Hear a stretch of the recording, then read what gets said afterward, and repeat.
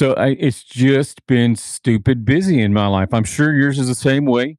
That I mean, I know we've had several rounds of adjudications already that our local people here in the state of Texas has gone through. I think this is a big week for the state as well. Oh, yeah. Are you sitting at any benches this week? Yeah. Tomorrow and the next day, I'm doing the compliance official and sight reading, and then I judge a day in Midland. I'll be coming out to your neck of the woods for one day to judge 6A bands. Okay. And then next week, I go to Denver City to judge 1A through 4. Awesome. And then I have this big drought of nothingness. It's going to be great. And you're just going, oh. Yeah. So sip coffee and watch TV. We have just been really busy, helping our music educators get ready for all these evaluations. Mm-hmm. But, hang on just a second.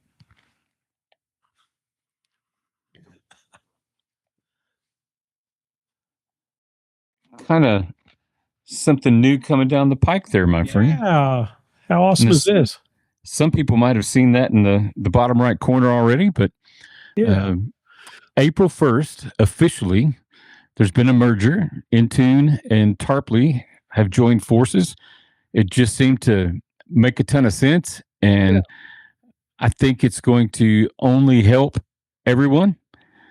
So I'm pretty excited. I got me a new hat out of the deal. That works out great. I was going to say, Derek, that's going to be my one demand to keep doing this Ask Mike is I want a Tarpley hat because I can put it with my alligator Caldwell clock and my Intune hats and jackets.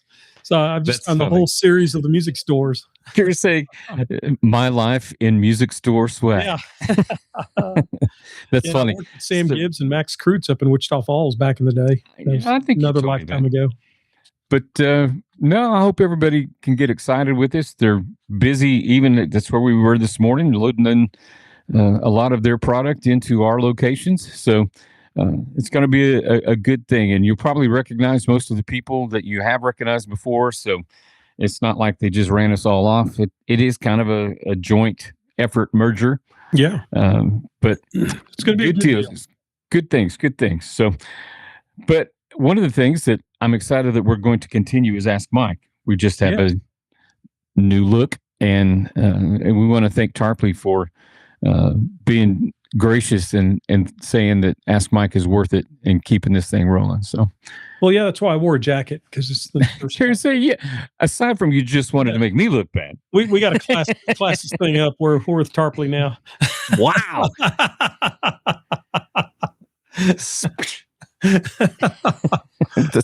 That's awesome. all in good humor, my friend. Sprite, Whataburger tea. That's right. You just think this is Sprite. It is clear. But you're in a jacket, so you classed it up no matter what. Yeah. But, it's all right, brother. You know, the object of what we do is to help people. How are we going to help people today? What kind of things have you got in the old magic bag of Ask Mike tricks that we can pull out? I tell you what, right now, when every director is beat down to a pulp, they've gotten through contests, they survived. Admin's yelling for budget items. They're trying to figure out summer band, and all of a sudden now we've got to go through the dramatic audition selection process for next year's student leaders. And it's like it always happens because it has to happen this time of year. Sure. But man, what a beatdown after you just want to break for a while, you know. But, sure. But hopefully I can give them some ideas. Let me make this work and kind of relieve some of the drama. I think I heard you say this before, that really the last 6 weeks, and I don't suppose we're in the last 6 weeks yet, but we're really not that far off. It's almost April. Yeah, so April and May. There, pretty much, yeah. Really is like the busiest, craziest 6 weeks. Oh, yeah. Because you've got a spring concert. If you're doing a spring trip, you've got that. State solo and ensembles coming up. Yeah, band banquet. And as you say, we've got to start getting ready for next year. Wow. Yeah. And that includes student leadership, right? Yeah, it does include student leadership. So, you know, we all go through our different selection processes, and every school has their different ways of doing it. Every director, I suppose, has their different ways of doing it. You know, sometimes it's kids are selected through the staff selecting kids, maybe like section leaders.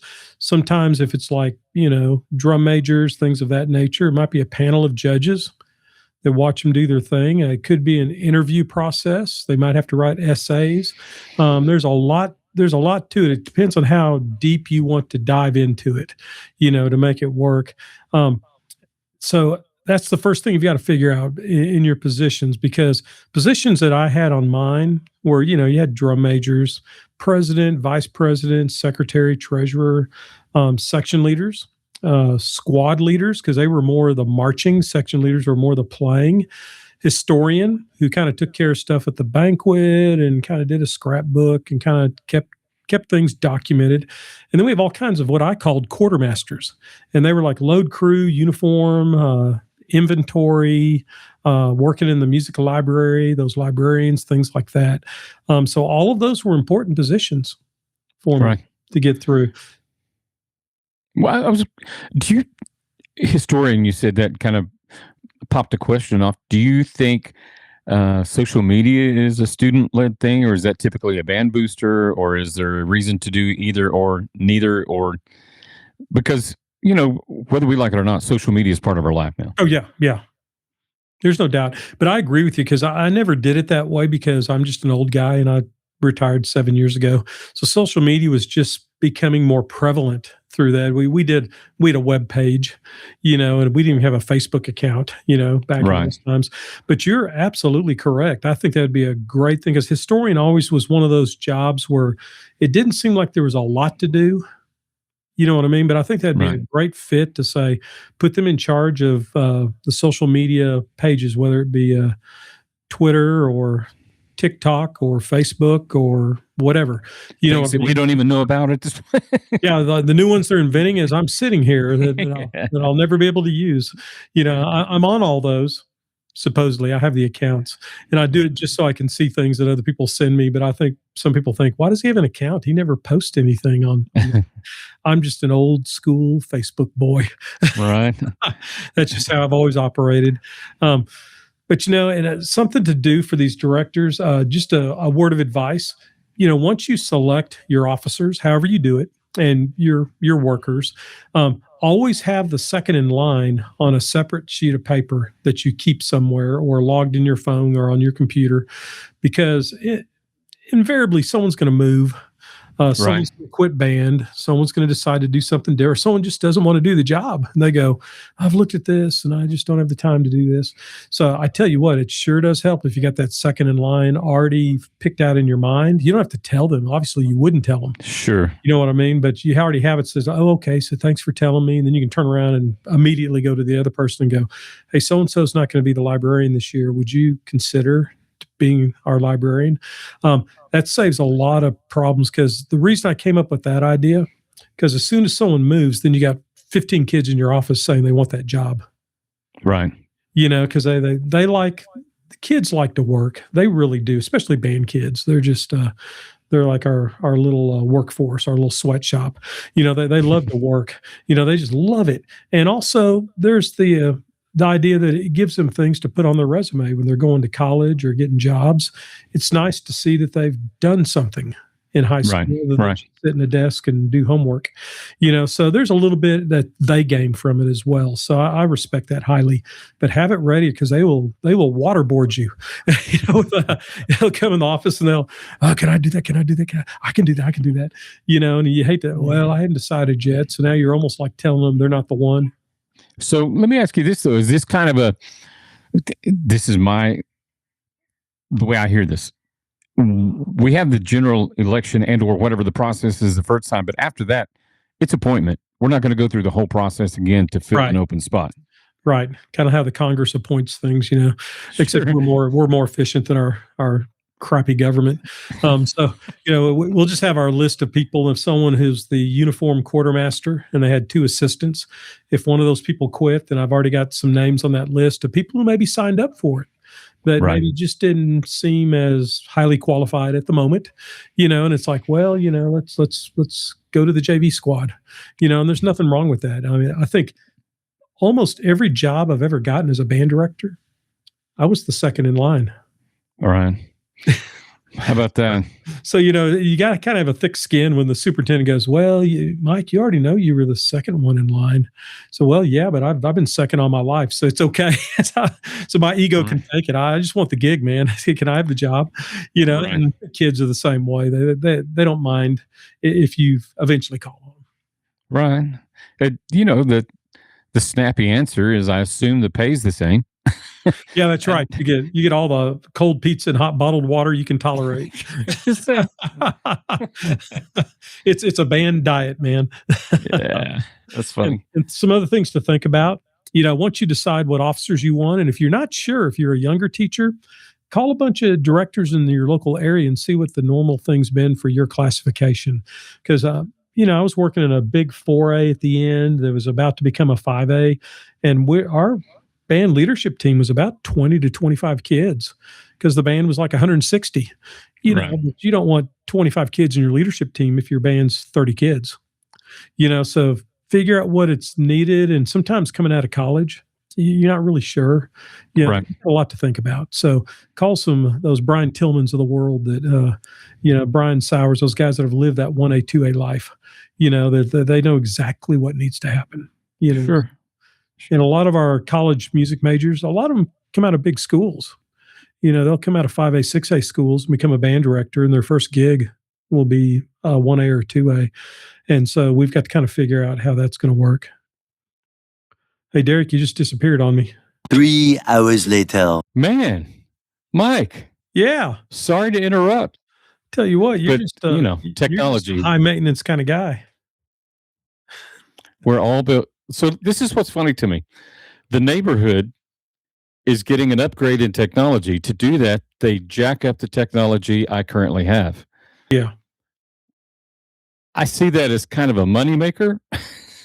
Possibly. But also just a hassle. Yeah. So for those that are audio only, you might, if you're watching visually, change venue for Derek. Apologize for that. And Mike, I just want to jump back into this.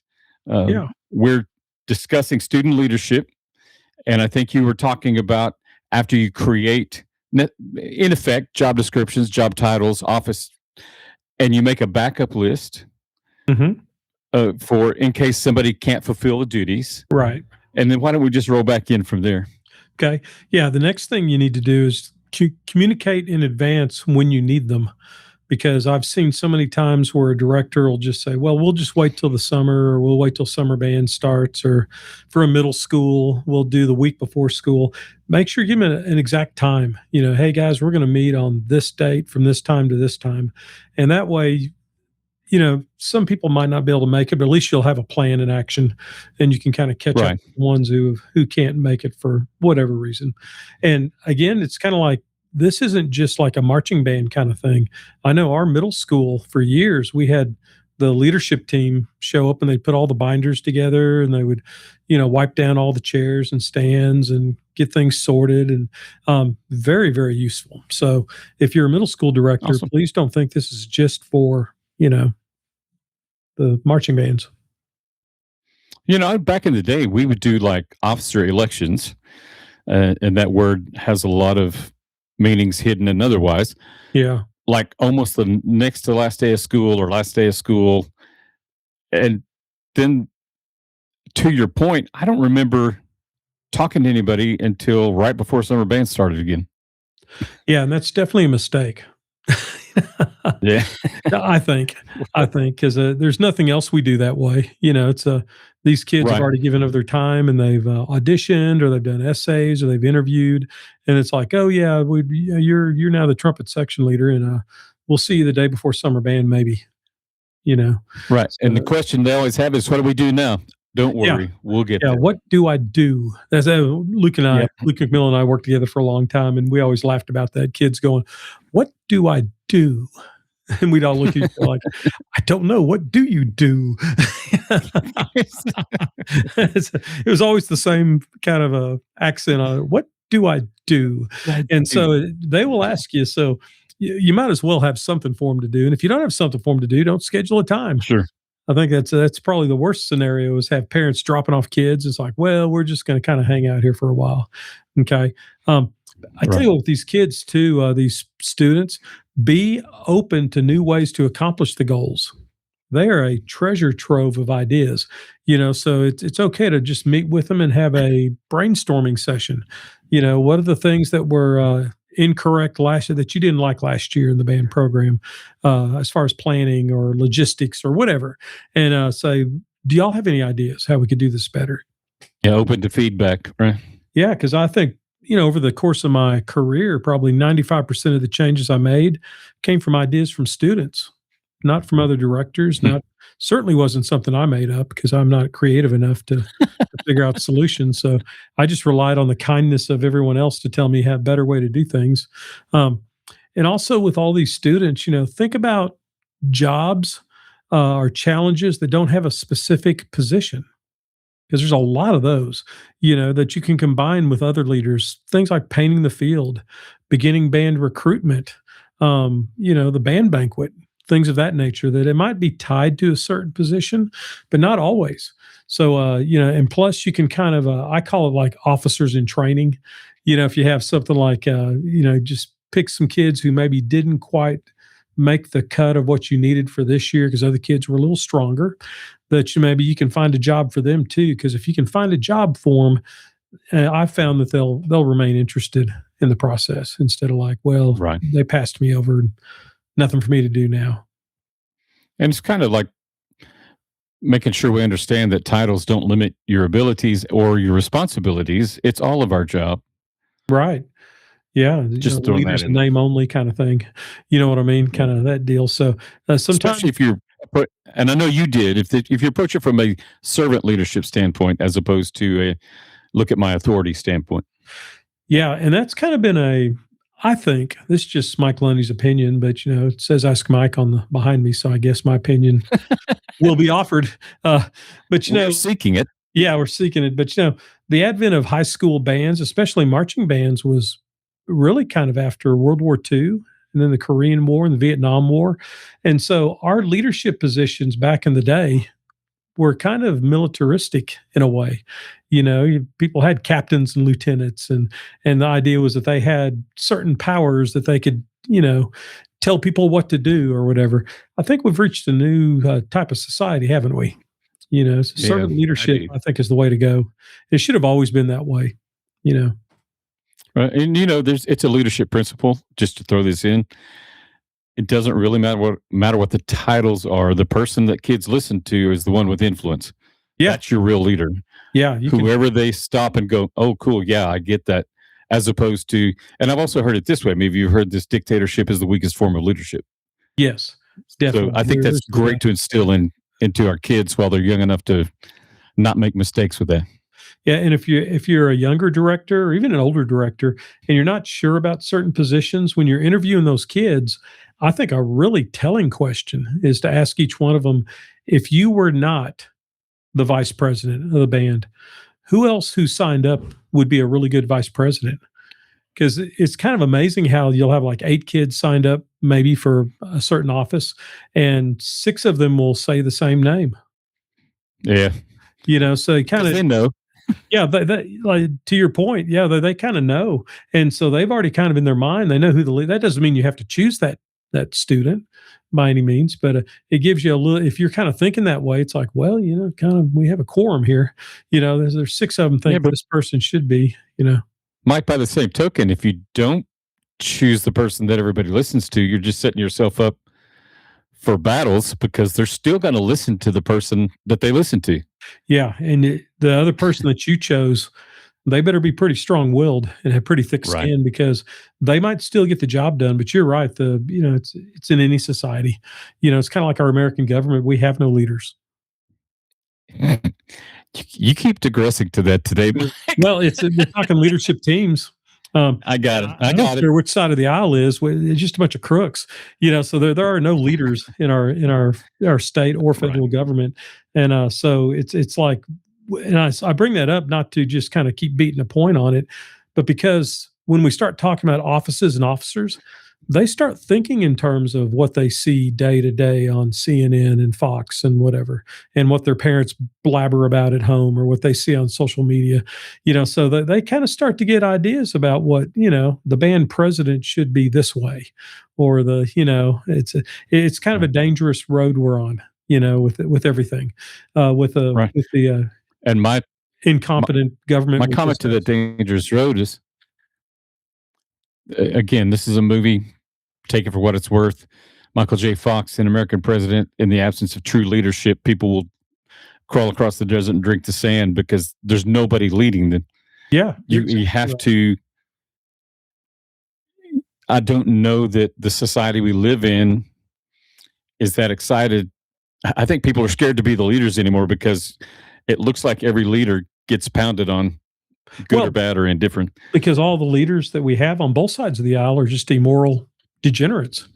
So why would someone want to be Sure. a leader So I in guess our my American point is government? we're going to have to Yeah. start over with these young people and show them what true servant leadership means Yes, and show them as we exactly build how towards a it's better supposed to be future. done, and maybe we'll have some people come up through the system for us, and we'll leave that alone now. But there Yeah. is kind of a connection between those. Um, you got some jobs combined. The kids can do that. One thing to remember too with your leadership team is, even little rewards mean a lot. You know, does the load crew get to eat first on the road? Okay. Bringing lunch to the cafeteria, donuts, or at least give a proper thank you. Give credit in public. Um, introduction and a preview concert, list in concert programs. It's nothing wrong with having your leadership team listed in the concert program. That way, every little bit helps. Because I guess it was Mark Twain said, "I can live a month on a compliment." I think that's a Yeah. great quote. Just a little bit of recognition, because they're not doing it just to get recognition, but you give a little recognition, and they're pretty appreciative of it. I think we're all that way. You know. Right. I 100% agree with that. But I would also say this, and I realize you can tell me the bigger your band got, the harder it was to learn everybody's name. Yeah.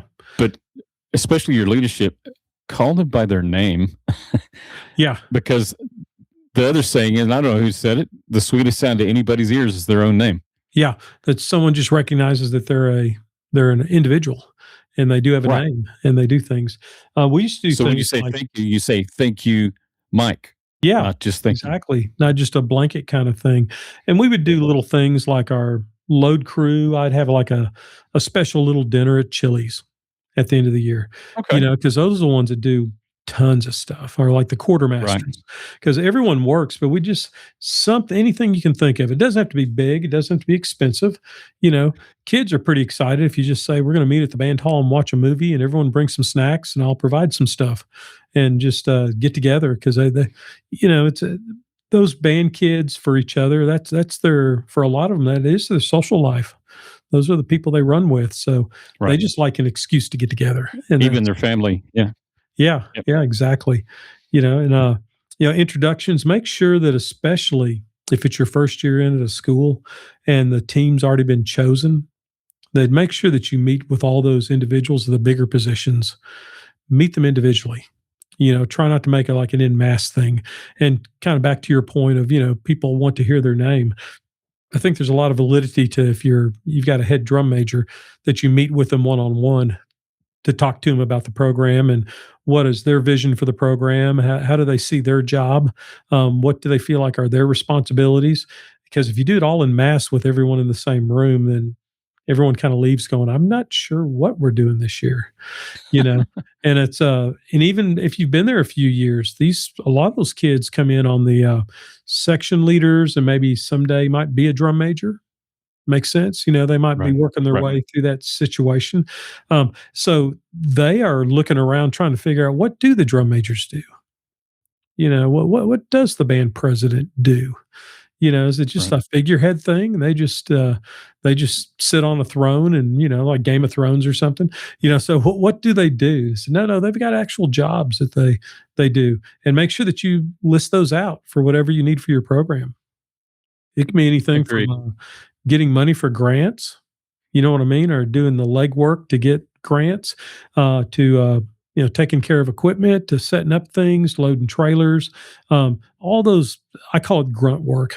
There's all that Right. grunt work that we all do, and it's a good life lesson for them, isn't it? That Sure. to have this wonderful program, whether it's at middle school or high school, there's going to be some grunt work. There's going to be someone hauling water or sorting music or with the paper cutter, cutting the papers or whatever kind of thing. And then we get to our next portion, Sure. my friend. Oh my goodness. Managing audition drama. Bum, bum, bum. There's no crying in leadership. There's no crying except for 24/7 during the audition periods. Yeah. And my band director friends out there said, managing students and their parents during the audition process. Oh my gosh, it can be one of the most taxing aspects of our job. And by no means do I think I have this figured out, because every time I think I have it figured out, there's a new situation that arises. Okay. Right. But I have learned that the best thing is to be proactive in your expectations and have these put in place over the years, and it helps reduce those stressors. So the kids kind of Right. know, like for instance, like my drum major auditions. There was no lapse between the time they auditioned to when they found out who was going to be the head drum major and who's going to be the assistant drum majors. It happened during that same period of time. They might audition from 4 to 5 o'clock. By 5:15, I called them in, we talked to them, and we announced who the people were. And I know, and I understand the validity, Derek, but I've seen directors that are, no, we don't announce anything. It'll be posted on the web page at 8 o'clock tonight. Let everybody go home. We don't want them all around each other. I can kind of see that. I just know, in my humble opinion, it's better just to rip the Band-Aid off and just say, this is what's happened. And I just would literally tell them, said, this is how it's gone down. These are the ones that are going to be in these leadership positions, if it's those big leadership positions. And if you have a situation with that, then we need to go through what we already know is the protocol for that, for the policy, but it comes to me eventually, You may not want my opinion, but here I am. Okay. Yeah. I, that's why we I, pay you the also, big I money. respect what you said. And I would even go so far as to say, if you're not confident enough in what you're doing and the way you're doing it, that you have to make it. I know, Mike, that some people think that they're trying to avoid drama by doing that, Yeah. but it screams weakness to me. And I'm not saying that about anybody in particular, and maybe it works for people, but I think you do your kids a disservice not to hit head on. This is the real life. This is not one of those everybody wins situations. Doesn't mean anybody's worse than anybody else, but this is the way it is. Now let's all row the boat the same direction, pull the rope the same way, and let's move on together. And you can do that in such a way that you're not like, because I think when you start this way, now I know some of you are going to be upset, or I'm sorry that I can't use everyone. Yeah. You're just opening it up for people to go, it should have been me. Ah! As That's opposed to, man, you were all great, but these are the people we're going with. Yeah. And it's going to be awesome. And let's all get in there and get after it. Yeah. Because the more you delay it, I think the more it causes additional drama. They start And if talking to you each post it other. online somewhere, then you're just giving them all a chance to have the gossip circle way far down the road before they ever get back to you. And everybody's just managed to work themselves up way tighter than it needs to be done. Oh, yeah, So. no doubt. And let's say like you and I were high school students and we're both trying out for head drum major. Then if you don't tell us for like 24 hours, then you think we're not going to talk? Right. Hey, Derek, how was your tryout? Did you have any mistakes? I messed up on the time signature. Oh, you did? Yeah, well, I had a problem here. I don't think my interview was as good as it should have been. And so you're exactly right. It just kind of starts that circle of stress when, like I said earlier, just sometimes you just got to pull the Band-Aid off and be not disrespectful, but you have to be blunt. So these are the people that were chosen for these positions. We've gone through the process. These are the ones that gave the strongest audition or interview or have the strongest resume. That doesn't belittle anyone else who's in this room, but these are the ones who won. Yeah. I try to find other jobs for the ones that were really close. You know what I mean? Like, hey, could you help me out with this? If it's a really strong kid. And then some of them, it's like anything in society, I suppose. Some of the kids should have never been trying out in the first place. You know what I Exactly. mean? That it's not even, they're not even close to what needs to happen. And so we've got to kind of deal with those kids too, because they don't understand why they don't see their weakness necessarily. So we've got to kind of help guide them through this. So I used a little process to try to encourage the students, but try to be realistic with them. If I had to talk to them, you know what I mean? If I had to talk to them about a result or something like that, then we just knew that it's that we couldn't really talk it over with a parent conference until after like 48 hours. You know what I mean? It needs to Mhm. be with me first, and then if we need to go to another level, then yeah, we'll get the parents involved. But I would always ask the kids, to I'd give them this in advance for them to think about. Did you earn the results you were hoping for?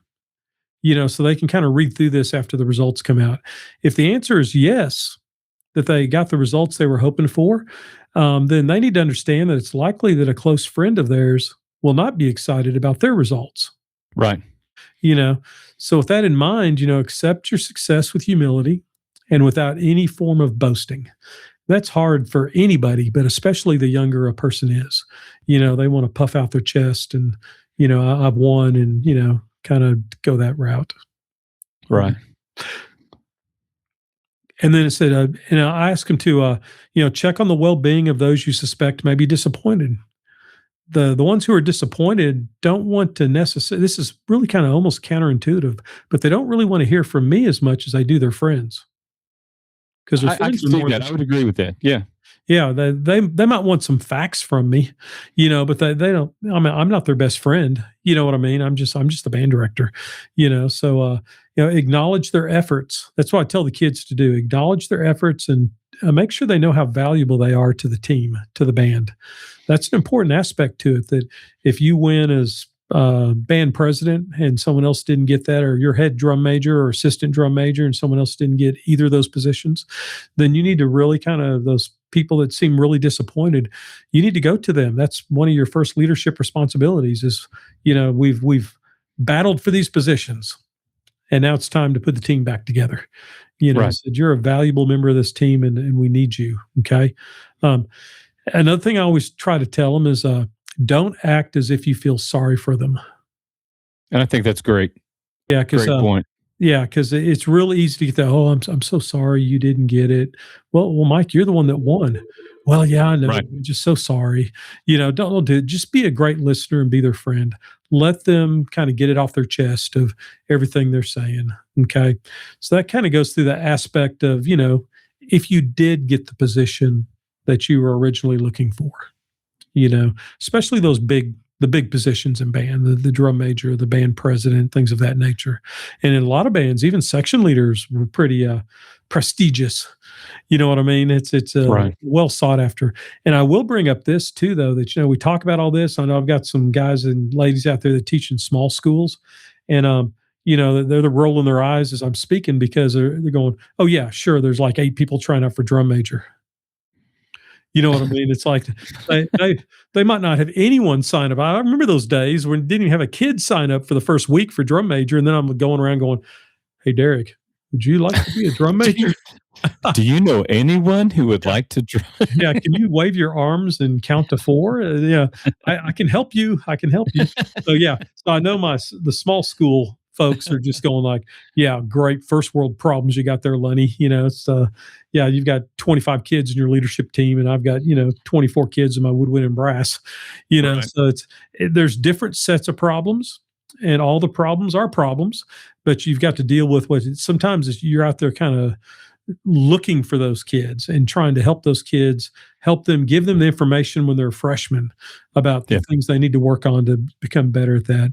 Now, if the answer is no, work through these next questions and ideas with yourself. If you did not win the position you were looking for, they need to be honest with themselves. This isn't something they're going to tell me necessarily. Was my audition my best work? Was that my best performance? If Right. yes, is it possible someone with whom I was competing had a stronger audition than me?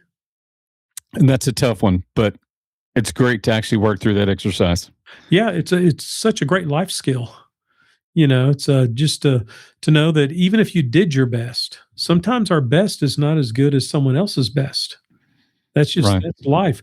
And I don't care how good a musician you are, there's always somebody better. Right. Some, so there's always someone better. And things to ask them about maybe for the next round if it's not their senior year coming up. Did I seek feedback on my audition preparation before my audition? If not, is it possible that there could have been areas for improvement in my audition I didn't even know about? Hmm. Yeah, because sometimes they'll just kind of do their thing, and then it's like, well, did you come to anyone for feedback, a band director, a past officer, whatever? No, I just read the stuff and wrote my essay, and I'm conducting in 4/4 time and 3/4 time. There might be things they're doing that's just blatantly obvious to a judging panel that maybe they just don't see. Right. And we know that for a fact, Derek, because I know directors who have interviewed for jobs that I had open as assistant band directors that it was just so obvious that some of those folks weren't ready for whatever position it was they were applying for, and they did not see it. Right. They did not see it. And I guarantee I was the same way. First job I ever applied for was head band director in Burkmanette, Texas, at the time, a Class 4A band. And I was actually kind of upset that I didn't get it. I mean, how can they turn me down? I mean, I've marched in the top 12 drum corps. Do I they know what not I'm doing. know? Yeah, that's all I'm saying. I had no earthly idea that and sometimes the Lord looks out after you. He slammed that door in my face pretty quick. It's like, oh, give me a break. So that's what we need is a first year teacher out of Midwestern State University to come do this at 4A when 5A was the biggest class. It'd be like a 5A Right. band nowadays, and had no experience teaching, had never been a band director. But Derek, I thought I was ready for it. And I look Right. back on that, and it's very humorous to look back on that. And so you've got to remember, band directors out there, that the kids are in the same situation as we are looking for jobs. Sometimes they do not see that where they needed improvement, or how they could do a better interview, or how they could construct their resume better. Okay. Yeah. And the next one is if I feel good about all aspects of my audition, and I feel sure that I was stronger than someone who received the position or placement I wanted, and acknowledge that's a legitimate feeling, okay, to that kid. I understand that I need to, once in a calm and rational state, visit with the directors about where my audition stood and why the outcome turned out as it did. So Okay. that discussion needs to happen, and the directors need to take that as that's part of our job, to tell them and not compare A to B and say this is what they did better than you, and this is what no, but to talk about their audition or their essay or their interview to make sure that all was handled correctly, and just something to really make sure directors know if you have scoring sheets, which I think almost all of us do, that's information that's available to the parents if they want it. Think Okay. about that for a second. We sometimes directors try to bluff everybody and say, "Oh, we don't release any scores to anybody." Other kids' scores should not go to that kid or those parents, but they have every right to their scores. If they want them, they can ask for them. And if you play the game of, well, we throw those in the shredder as soon as it's over with, and so they're going to be the section leaders. You're you're playing with fire, because your admin might not be quite as jovial about that as you are. Sure. It's because it's open records, whether it's a cheerleading tryout or a band section leader or drum major. Those records need to be kept. And again, you don't have to give Derek's results to Mike Lenny, but you do have to give Mike Lenny his results if they ask for them. And I can only think maybe on 10 times in my career if I had a student say, "Can I see my scores?" Isn't that interesting? Yeah. They more want to know, "Mr. Lenny, why do you think that I'm not ready for that job yet? What did I do? What could I have done better?" They're not, "Did I score an 89.4, and does that round up to a 90?" They're not as concerned about the scores. And so I say that because your scoring sheets, that's just my opinion again, your scoring sheet should be numerical. There should not be a whole bunch of notes. Those notes are in here. Okay, whatever you write down, that's public record now. The principal have, so just don't write anything down. Just write a score. They drum major conducted between 1 and 100 points total. They get 25 points for conducting. They receive 13 points in conducting, and just put a 13, or have the judges put a 13.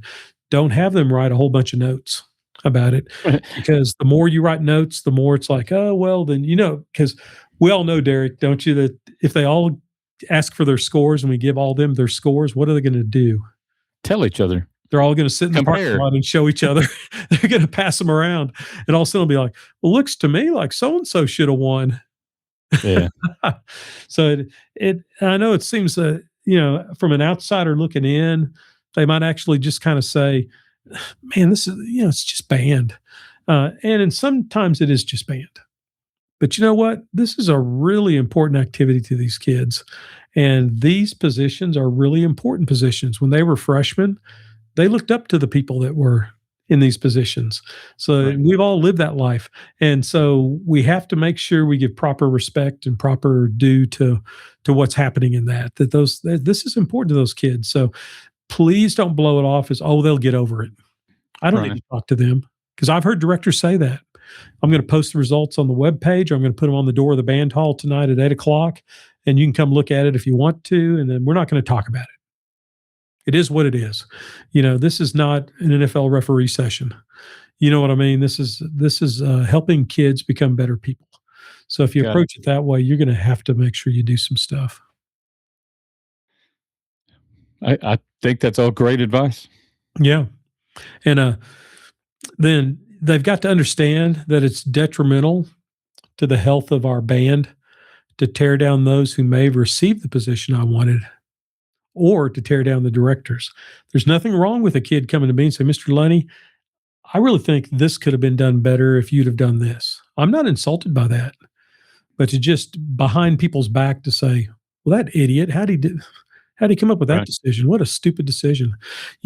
And I know that's kind of our first impulse, isn't it, Derek? Whether it's church or band or whatever, that's kind of our first impulse is, just complain about things. Kind of like me and the American government, just complain about it and pretend like, life is going to be fine. Okay. Well, let me see if I can not step too hard on somebody's toes, or like region meetings. Yeah. We all have a voice, but then we have to pull the same direction, guys. Yeah. Once we argue about the third etude and the clarinet auditions, and we figure it out, then it's time for us to come back together and present a unified front to the band. So we don't go back to our band and go, man, those bunch of idiots at the region meeting, they did this, and it's just absolutely stupid. It's you are absolutely right. Another aspect of this is a student might be saying, I'm disappointed in my results, and I've honestly worked through the process above, but I've unanswered questions and I want more information. So now what do we do? Right. Okay. So I always had them, we wait 48 hours to request a meeting with the directors, because this is an expectation for students and their parents. It's difficult to have a productive, open-minded conversation while at the height of one's disappointment. Right. That's why we do the 48 hours. And granted, it might agitate some more things, Derek. It might be where, they start calling each other and say, I've got a meeting with Mr. Lunny and my parents are going to kind of help with this. And we're going to set him straight. And I mean, it could go toxic. It could, but 9 times out of 10, it's a very positive thing that, the worst you can do, even the time when I rip the Band-Aid off and say, these are the ones that have won these positions, then almost invariably someone's going to go, can I meet with you right now, Mr. Lunny? I said, nope, you know how we do it. And 48 hours. Schedule a meeting in 48 hours. So you just need to go through that whole process that I've already given you. And I have an extra copy of that sheet that I give them the day of the tryouts. I hand it to them. So it's like, you've got the sheet of how we do our procedure. And that doesn't mean it's right or wrong. It's just how we do it. And we're going to follow that. Okay. These audition debriefs, they must be initiated by the students before a request is made by a parent. Think about that. So it's not the parent saying, that dreaded phone call, my son is so upset. Well, has he talked to you about the audition? No, he's just upset. Well, then he needs to come talk to me.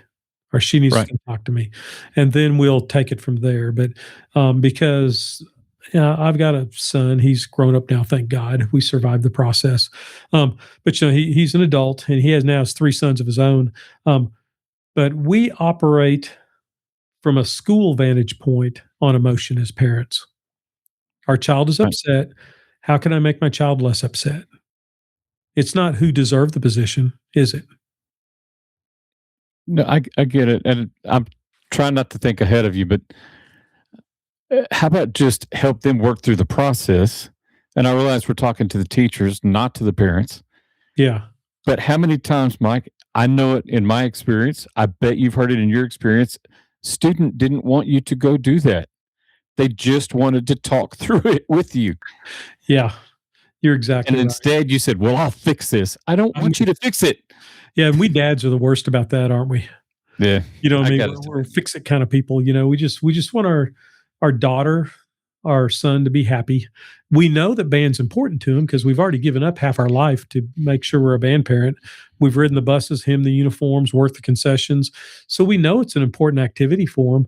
And I respect that. We just want them to be happy. But let's go through the process as the process Right. is set up. That doesn't mean we're not gonna necessarily agree or disagree, but we have to go through the process. We have to trust the process that's there. And I will say this, if it's not the process I've presented here, have some sort of process. Right. Man, there's nothing worse than a parent calling and saying, "Well, how do we do?" Well, I don't know. It's just the way it is. But let's be real, Mike. We're teaching them more than winning and losing right here. Well, I Yeah. guess we could still say that. We're teaching them how to be adults, And how to deal How with to their ha- emotions. how to handle conflict without being combative. Yeah, that's exactly right. So, There's no doubt about that. And then after we meet with the student and then obviously the parent is an important part of this process. If it's needed, then I have nothing against meeting with the parent. I just want it in a certain order. So it's not just a parent talking to me and the kid's not even in the room. You're going Right. like, what are we doing? What are we doing? A good friend of mine up in Amarillo, Mr. Eric Rath, he gave me some really good advice one time that I followed as a band director. He said, when you schedule a meeting, have a start time and a finish time. right. So that way, when you get to your finish time, make it legitimate. When you get to your finish time, say, we've got 25 minutes to talk about this. I can meet you from 3 o'clock to 3:25. At 3:25, say, I'm sorry, our meeting's over. Right. And let them think about it some more. If we haven't agreed to disagree, or we haven't agreed, then it's like, no, the meeting's over. I've got another one here at 3:30. I'm going to have to go to that person.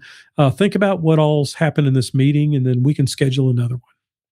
But Right. we all know that endless thing of a parent who's going to wear you down by just keeping you. Circle conversation. Yeah. Yeah, it just goes in circles forever. And those same parents wonder why their kids do that to them. Isn't that interesting? If I crazy. just irritate them enough, the kids think mom and dad will just give in. And so the parents, actually, they've taught their kids to do that. And we all Right. have in a way. I mean, I'm just as bad as anybody. We don't want to tell anybody that. Now, being a grandpa, there's It's all out the window. yeah, they can TT off the back porch and they can eat cake for breakfast. I don't care. So there are no rules. If you're not hurting somebody, we're in good shape. So yeah, so it's different when you're a parent. I understand that completely. I understand that Oh, that's completely. funny. My poor old son, he was such a good kid, but he was never on the A honor roll. He'll kill me if he hears that. He was never in the National Honor Society, but yet he's a doctor of medicine. Right. He had other activities that were more important to him. But I bring that up because he was really disappointed. We had this, that you put in your stuff for National Honor Society, and then he wasn't chosen. And it was pretty upsetting, But guess what? He got over it. We went through I just used the same process I used with band, and just kind of talked him through it and tried to help him and legitimize his feelings because the feelings are there. That doesn't make his feelings incorrect, Right. And we just have to do that with all our kids. Okay. Right. And then as we go forward in this, we just have to really preach to the kids that the best interest of the band is what we have in mind. You wouldn't have auditioned in the first place if you didn't hope for great things for the band program. I know those kids too well. Band kids are not inherently selfish kids. I'm not saying some aren't, but for the most part, they're willing to work hard and almost receive no public recognition.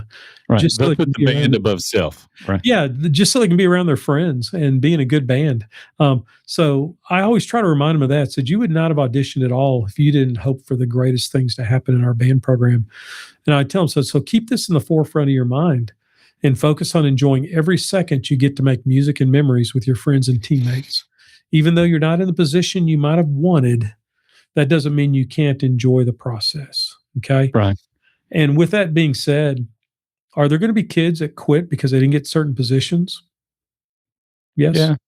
there will be some. And I hate to be so blunt about this, but you're probably better off if that's how they really feel, then everyone's probably better off if they did quit band because they were not auditioning with the right mindset. The only exception I can think to that, Derek, is if they really felt like they were cheated and something I did in the audition made it appear that way. Or if I messed up the audition process. Mistakes happen, so it's sometimes, things do get messed up, don't they? And if they feel like they were cheated, oh my gosh, then we're really have a bigger problem, don't we? Yeah. I want to ask you a question before you wrap this up. Okay. I know there have been times, not as much recently, and again, we have evolved at the high school society past a lot of things that might have happened at one point. Some of those being, hey, this is who I want to win. Hey, this is who's going to be this, no matter how some of this goes. I'm not advocating that that was ever correct. I'm saying we'd be foolish not to say that that didn't happen at some point. Yeah. There have been times that people have said, listen, these are the people that I want to do this. Yes. If that's what you're doing, then be nutsy enough to say that's what I'm doing. Yeah. Because a sham interview process, a sham audition process, not only will it come back to bite you, everyone will know who should have won. Yeah. I'm not talking about the individual. You know what I mean by that? And that kind of goes against some of what you just said, but I'm just saying, if anybody's out there with the idea of, I know who I want to be my leaders, all right, then you need to say, hey, everybody, this is who I want to be my leaders. Yeah. And let the chips fall where they may on that. Yeah. In fact, Derek, even like drum majors, we used a panel of judges. Okay. Right. But I made sure to tell them point blank to the students auditioning that the panel of judges is here to offer me opinion and to offer me their viewpoint as they see you in this tiny brief moment. And they're going to do an interview with you. They would ask questions. Each one had a question to ask to see how the kids, were they articulate? Did they think through the process, et cetera? And then I sit with the judges and I take their opinion very seriously. But I would always tell the kids, said, when push comes to shove, Mr. Lunny's the one who chose the drum major. And so if there's an issue, and I would be more than happy to talk to you within our procedures. Right. I'm the one you need to come talk to. Okay. It's the judges aren't this, I guess, like to your point, I didn't use the judging panel as something to hide behind. Right. And that's my point. Yeah. If that's going to be your process, don't pretend like it's fair and impartial. Right. Yeah. Just come out and say this. I've watched this kid since he was a sixth grader on trombone. And he's made the all-state band. I think he'd be a great drum major, so unless he just frosts at the mouth and falls down into a seizure in the audition, so that he's, in my mind, that kid's probably going to be drum major. And I'm real honest with you about that. And I really want to hear this because we had guidelines I was in some pretty large bands. I was in some brand new programs. But as one of the top trumpet players, I was pretty much told, don't bother auditioning for drum major. You are not going to be a drum major. Right. Oh, well, that touched a nerve. Because, at Greg Miller's band in Iowa Park, brass players were not allowed to be drum majors. And that's what I'm saying. I don't know that that's wrong, but it needs to be said. But at least we knew it. Right. Don't make them go through the whole process. Derek, Mike, go ahead and go through the process. And all of a sudden we realized years later, there's never been a brass player. I've never seen a high brass player as the drum major. I wonder what. I guess we all just can't wave our arms correctly. So at least it was and it was given with a reason too, because Iowa Park it was a decent sized band, but not huge. But you can't take your three best brass players and just make them the drum majors when it guts. Take them out of the right. So it was given with love. But but you're exactly right. I agree with you 100%. Tell them exactly why you're doing what you're doing and don't hide behind anything else. Don't pretend, kind of thing. Oh, and another thing to kind of point out, just so the directors out there know, a lot of directors, and I kind of got away from this, but they'll give a sheet to teachers to kind of give you like 1 through 10 on different characteristics, kind of like you see those those job references, said, communication, grades. How are they? Yeah. Yeah. Be aware that those sheets are public information as well. Sure. Because that teacher, in fact, I was so, I don't know if it was other programs doing that to me and they gave me a sheet, I just put everyone at the highest score and signed the bottom of it. Didn't know work. It didn't help them at all for the teacher. And they'd say, well, all 7 of them you said were all 10 out of 10 in every category. I said, yeah, because I'm not going to waste my time arguing with someone on cheerleading auditions. Said, and I know they can come up and say, I need to see all their sheets. And then guess who they're going to come talk to? And I hate to be so chicken, but just realize that whatever you put on those sheets, if you write a note on there that says this child is irresponsible and is not mature and will not do a good job for you, that information can go directly to that parent. They can read it in your handwriting. So as the good old mafia people did back in the day, nothing was ever written down or recorded. They just whispered to each other. Right. So it's okay to go to the cheerleading sponsor and go, this is kind of how I feel about this one kid that you've got on this list. But I know that sounds so terrible to say. But if I'm just a reference, I'm going to give them a reference, but I don't want it to be where that person's going to come burn my house down. I got one more. Okay. Did you ever use GPA and or report cards as because if they're not eligible, you kind of need your drum majors at contests.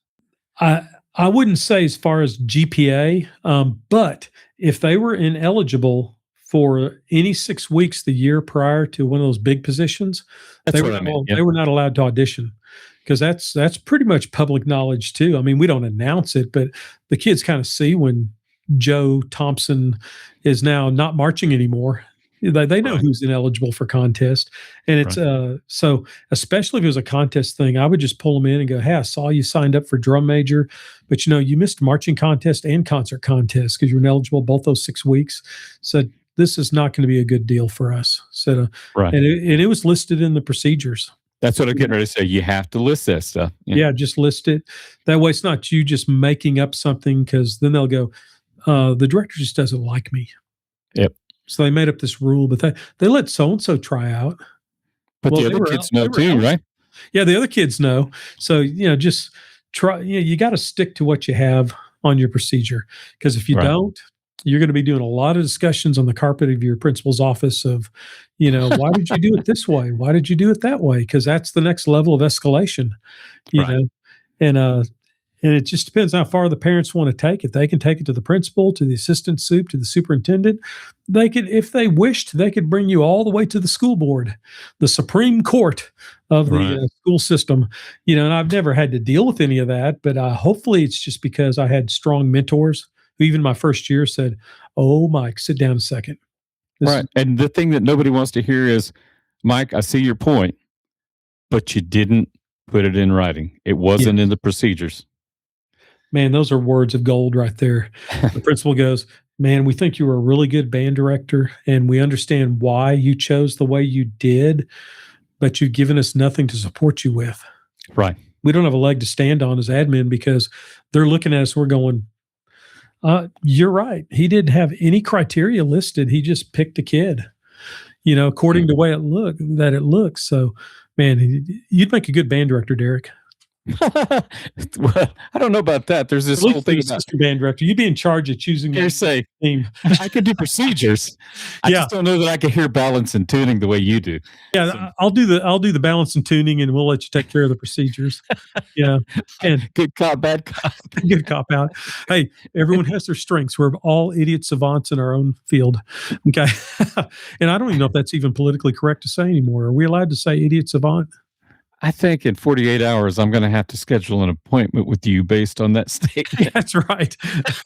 I might have to go see HR on that one with our new Tarpley music representatives.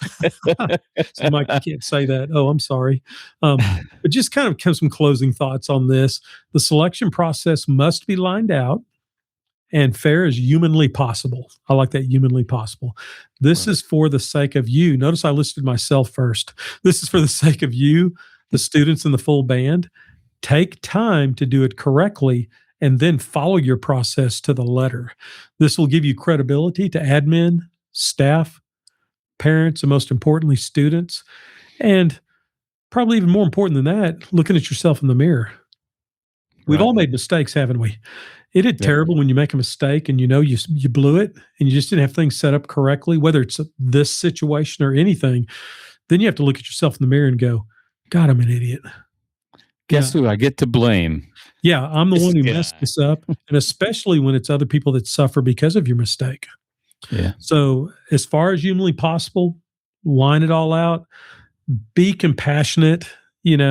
Our past band directors, from the ones that basically were before me and you, those guys served in wars. Right. They really, and I've talked to them about this. I said, why were y'all the way you were? So what do you mean? So, well, just like this is the way it is. This is the way we're doing it.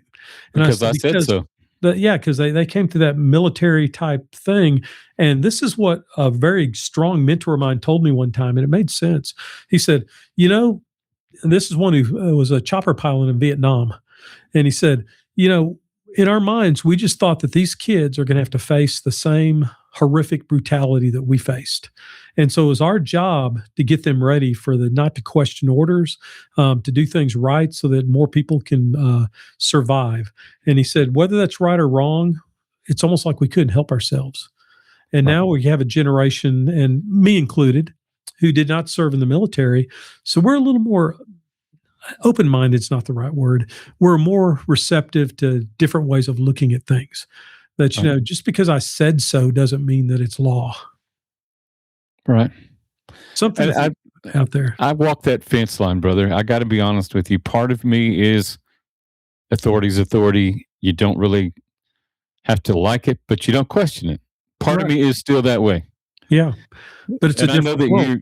that you did have a military father. So Yeah. I know you understand that. An Air Force sergeant who served in Vietnam, so it was like, there's times he would say, I don't think he ever once asked my opinion on anything to the day he passed away, and that's just how he was, because of his military, 30 years in the military and teaching civil service and working on Air Force bases from 17 till 2 years before he died. He worked on military bases.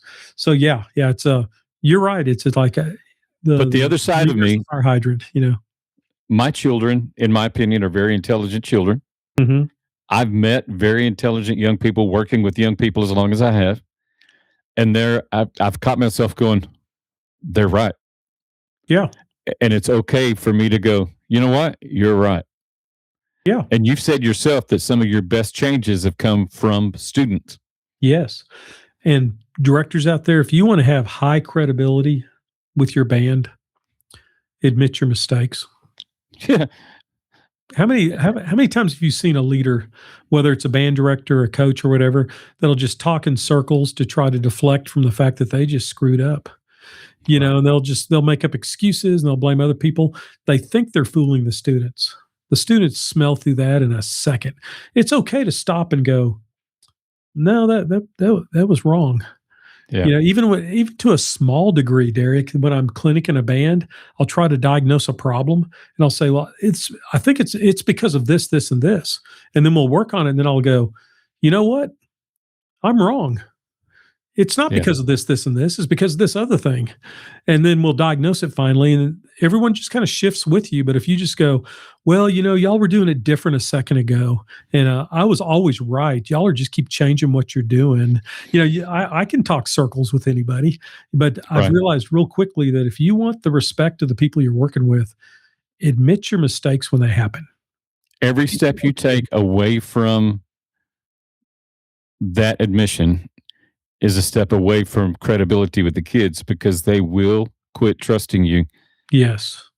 if you always try to be right. Yes. I don't know a better way to say that, but Oh, you're exactly right. And with this leadership team idea, there has to be a level of trust and respect. It's not that I'm always right by any means, because I'm just trying to make it through life like everybody else. But if they know that you'll admit your mistakes when they happen, they will follow you to the ends of the earth. Yep. Because they know that you love them and they know that you care for them and they know that you acknowledge your own frailty. right, you're a- genuine Yeah. and it's not all about you. Yeah. Yeah. So And we've seen the awesome. other side of that equation, haven't we? Sometimes. We have, my friend. But yeah, so So- just those parting thoughts, just man, guys and ladies, just do the best you can. It's hard because we're dealing with emotions, we're dealing with attitudes, we're dealing with young people. Their frontal cortex has not developed yet. Yep. I'm still waiting for mine to develop, and I'm 63, so I don't know. Can't say. I've told you before. My wife was like, "Hey, when did you think you finally actually hit?" I don't know. You tell me. Am I there yet? Yeah, especially guys, man. We're like 6-year-olds. We just got older and fatter. Our toys got more expensive. Yeah, no doubt. Hey, man, it was fun talking to you. Yep. Or Hey, talking thanks after, again. whatever we did. In the new Tarpley interface is awesome. So thanks for that, Rick in the chair. And we'll talk again soon, man. Sounds good.